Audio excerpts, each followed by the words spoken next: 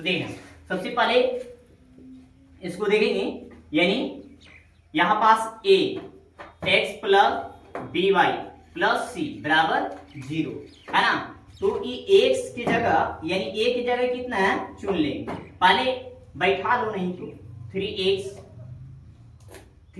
Plus देखना B Y का मान है इसमें नहीं, कितना है 0, y प्लस अचर मान कितना है 2 है, अचर मान सी का मान कितना है 2 है ना, तो 2 रख देंगे। ठीक है,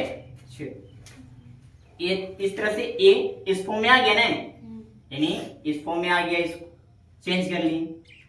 आगे चुनना है, यानी चुनना है इसमें ए बराबर ए का मान 3, बी का मान 0 और कितना हो जाएगा सी का मान 2। चलो